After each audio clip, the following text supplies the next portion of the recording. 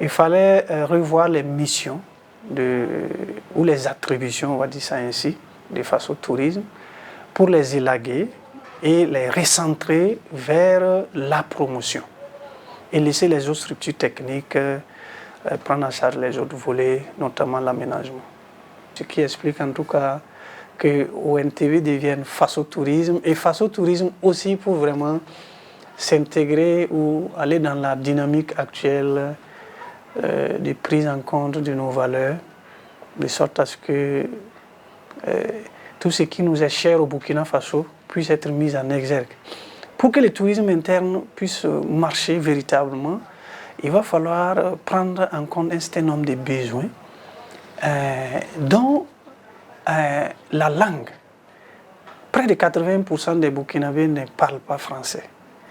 Alors que la plupart des guides de nos documents sur le tourisme, c'est en français. Alors, dans une moindre mesure en anglais. Donc il faut initier les guides de tourisme à la pratique ou au guidage dans les langues nationales. Il y a également la mise en œuvre carrément d'un programme de développement du tourisme interne. Quand vous regardez, dans les villes, ça va mieux, mais un peu en campagne ou dans les zones reculées, il y a un véritable travail d'aménagement à faire sur les sites touristiques, de sorte à ce que ces sites-là puissent être attrayants. Faire en sorte que ce que nous proposons soit vraiment adapté au goût des nationaux. Et bien sûr également qui correspondent à leur pouvoir d'achat.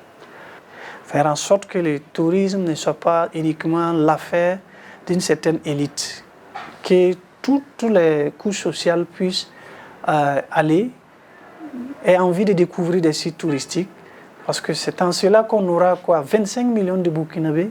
Imaginez 25 millions de touristes qui bougent à l'intérieur du Burkina, ça va être quand même une manne assez importante pour notre économie. Et c'est cela que nous sommes en train de véritablement mettre en œuvre à travers le programme de développement du tourisme interne.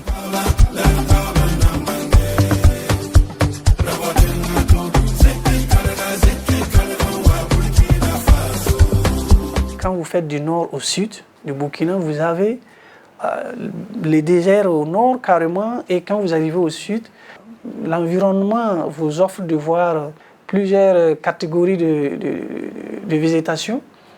Et voilà, ceux qui aiment la forêt, ils trouvent les contes, ceux qui aiment les animaux.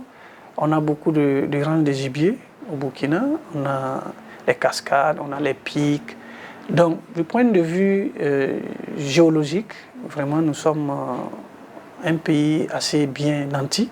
Au moins 1080 sites et attraits touristiques que nous avons répertoriés depuis 2017. Ça veut dire qu'on a plein de choses à voir. Nous avons 4 zones touristiques qui sont très bien réparties, bien organisées. Il y a 4 sites inscrits patrimoine mondial de l'UNESCO. Véritablement, nous avons tout pour que les Burkinabés puissent vraiment se plaire dans leur propre pays et qu'ils deviennent les premiers touristes du Burkina Faso. Culturellement, quand vous regardez aussi, donc presque chaque jour un festival qui draine du monde, qui fait venir des visiteurs de l'intérieur du pays vers ces villes qui accueillent ces festivals. Voilà. Et tout ça, c'est des atouts pour le Burkina.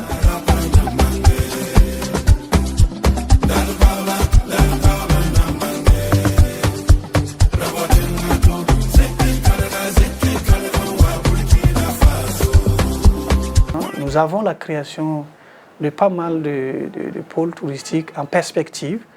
Et on a également un projet, pas des moindres, de Big Togo, où on veut faire en sorte que ce que nous, Burkinabés ou Africains, recherchons en allant jusqu'en Europe, dans d'autres pays en Europe, qu'ils puissent les retrouver ici.